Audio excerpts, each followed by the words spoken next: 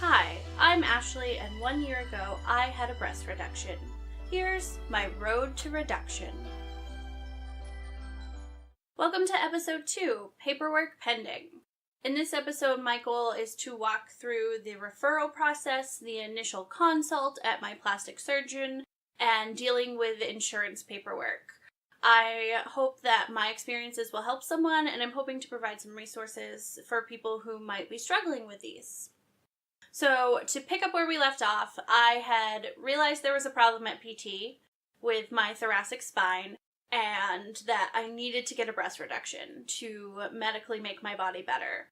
I will just make a note here. Personally, emotionally, I wasn't in that place. Personally, I did not want a reduction because I was so happy with my body and how I looked, that it was a big struggle in my life at this time, knowing that medically I needed to move forward and emotionally I didn't want to. So we're going to be discussing that in a future podcast, but I do want to just point out that that is an underlying theme as we go through this. So I decided I needed this breast reduction, and my first step was to reach out to my PCP, your primary care physician. And so I called the office, told them what I wanted to make an appointment about, got an appointment scheduled pretty quick, within a week or two, and got in to see my doctor. We just kind of discussed why I was making this decision now, what we had found in PT, and how it would be beneficial for me. So it was a pretty quick meeting, and at the end she asked me to pick out a surgeon and let her know the name, and she would write the referral out to insurance. So I left the office not really sure how to go about doing that. She had given me a name in our area, but she had recommended looking in an area that's a bit south of me, where there's a lot more medical professionals there, and she said that all of her connections that used to be there weren't really there anymore. So I tried to research this, not really knowing how to pick a physician for this, a surgeon for this. I didn't even know what type of surgeon to really be looking for. So I kind of tried to reach out to friends who knew of someone who had a breast reduction, or tried to research breast reductions in my state. Didn't really find anything that was truly worthwhile to help me make this decision. So I just kind of sat on it for a couple weeks. I just kind of figured it would happen or it wouldn't, which, again, I think that ties more into my emotional state at the time than how to handle this. But it's what I did, and I'll be very honest with you, I did not do everything perfectly right. I don't know if there is a perfectly right way to do this.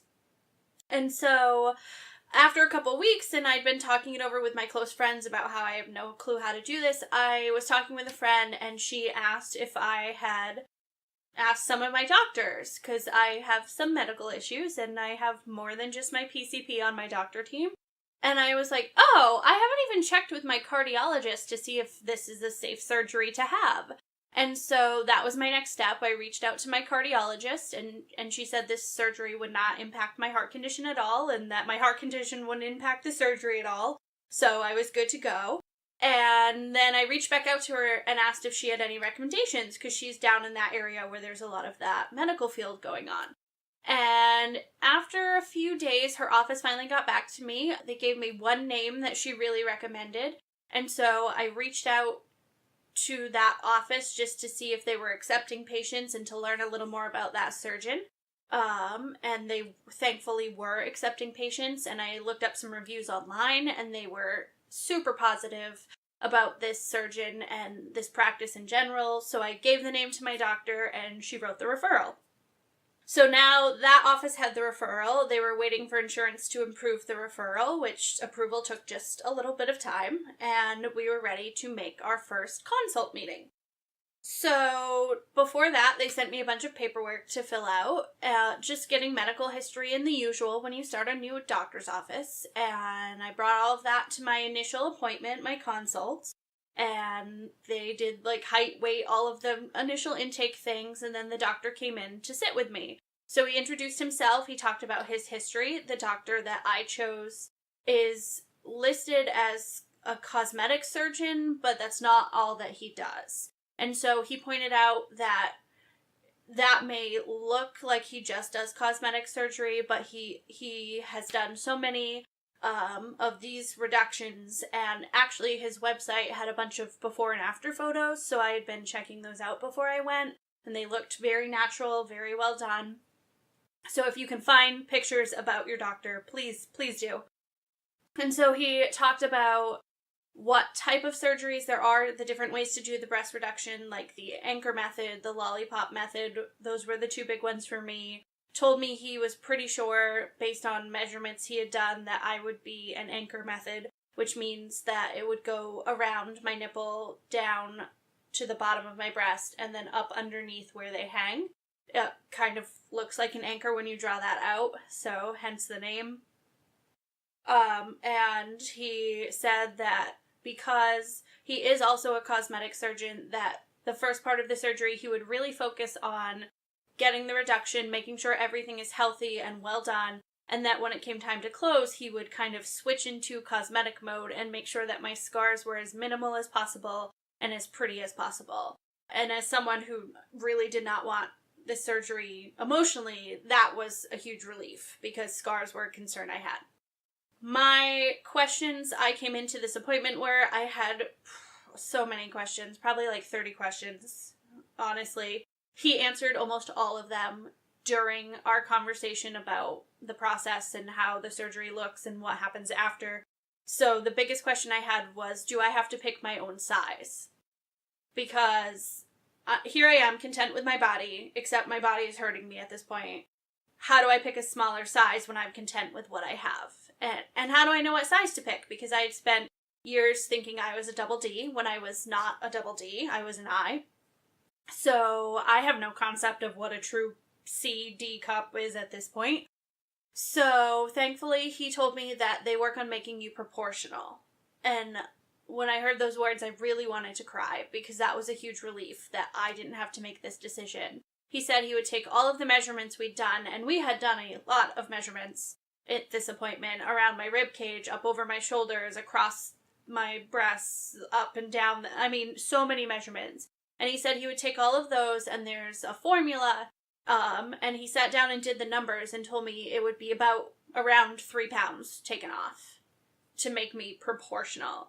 And he said, of course, you know, we can always go a little larger than proportional or a little smaller than proportional. I'll ask you the day of, but my goal is to make you truly proportional. And that was a huge relief because I didn't know how to pick a size. I didn't want to be responsible for picking a size. And here is this man who has done literally hundreds of this surgery saying, you know, I have a formula, I have ways to do this, we're going to make it look as best we can. So it was a huge relief. It was an absolutely huge relief to me.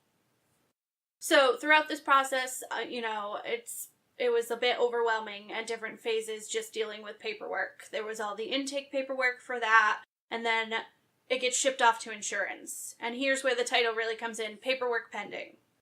We had to wait. So once I said, yes, I'm in, let's do this, we fill out all of the necessary paperwork, we send it off to my insurance company, and then the typical wait, which if you can imagine me doing air quotes right now, put them around that word, typical wait, is 4 to 6 weeks, but the office told me that they had heard it takes up to 3 months sometimes for insurance to decide whether they approve or deny your surgery. And if they deny it, that starts a whole different process where you need to appeal and you need to go through and figure out why it was denied and you need to figure out what to do to get it approved. So that was a little bit overwhelming, but it gave me time to keep going in therapy, which I had started and we're going to talk about in another episode. So I was like, okay, I can wait. So I checked my mail every day because they send you a letter if you're approved or denied, and it wasn't coming, and I am not the most patient person. I will fully admit this. I am very impatient. So I was checking my mail daily. Nothing was coming. We got to the 4-week mark, and I was like, okay, I'm just going to call and see where it is. So I called my insurance, and they had actually just made a decision a day or two before to approve it. And I got my letter within 2 days of that phone call. So almost held out for it, but I didn't. So I got the approval from insurance. That was a huge relief for me. That is not true for every woman. I was very lucky that insurance did not put up a fight with me. I really do believe it's because I had such a history of going to physical therapy, of going to the chiropractor for years, and they had been paying on all of those claims. So there was a built-up history of this is impacting my life for years. I also wonder how much of it was like them hoping they weren't going to have to pay as many claims after surgery, so they approved it. I do want to point out, if you're denied, that's not the end of the road for you. There are options. There are ways to go about and appeal it. I'm going to give you some resources at the end of this podcast. Please, if you are denied, don't give up. Don't feel like this is the end of your road. Don't feel like you're never going to get your surgery unless you pay out of pocket. There are ways to fight it. Please do. If you need this to get your body healthy, to keep your body healthy, fight for that surgery. It is so important for you to do that. So, some resources for you as you're going through this process. As you're looking for a doctor during your referral process, I suggest being more open with your PCP than I was and letting them know you need some support. Also, your insurance company should have a list of approved doctors in your area, and most insurance companies are starting to add reviews into that as well. I was not aware of this at the time. My insurance company has a list I can search for different types of surgeries or doctors and reviews with them. Reach out, check that, and that way it will also help getting your claim approved because it will be an in-network person. There's the American Society of Plastic Surgeons at plasticsurgery.org. There's the American Board of Cosmetic Surgery at americanboardcosmeticsurgery.org. These are all fantastic places for you to find a doctor. And if you find a doctor and you feel that they are not listening to you, they're not giving you the answers you need to hear to feel okay about the surgery, they're just not a good fit, find another. That consult is just that. It's a consult. It's not agreeing to a surgery until you are comfortable where you're at. So find the doctor who works for you. Find the doctor who's listening to what you need from this surgery, who's able to answer your questions in a way that feels acceptable to you, that feels comfortable to you. This is just as much finding a good fit as it is finding someone who is good at what they do. And like I said, my doctor had pictures that I could look at before, so see if you can see some of their work. If they don't have it online, ask in the office. That's not a weird thing to ask. Just be sure that you want this person. When it comes to fighting insurance, there are many ways to appeal a denial. So if you get denied from insurance, your first step should be to reach out to them and ask why. Once you have why, there are a lot of resources online that can help you through the process. First of all, your insurance should have a list of how to appeal on their website. Go looking for that. Find out what their steps are. Then there's the Patient Advocate Foundation at patientadvocate.org.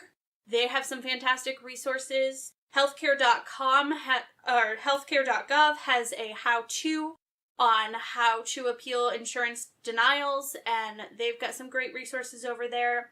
I had been on Reddit on our reduction. There are a ton of women there who have had to fight a denial with various insurance companies who are always willing to answer questions about their denials and their appeal process and what you can try. Appealing is different for every person. It's different for every insurance company, so make sure to do some research and dig into what you need. You can get the surgery. So to wrap up episode 2, Paperwork Pending, I just want to say thank you for listening. Thank you for being a part of my road to reduction journey. I'm hoping that this podcast is helping someone out there as they're starting their journey into a reduction, or someone who is considering a reduction.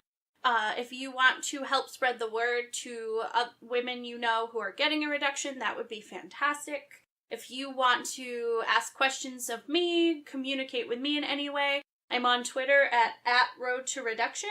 You can email me, roadtoreductionpodcast@gmail.com. I've got a blog, roadtoreductionpodcast.wordpress.com.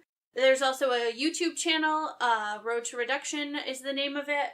So there's plenty of ways to reach out to me. I would love any questions, comments, feedback you've got going on as I continue working through this journey. So remember that this is a necessary health surgery for thousands and thousands of women.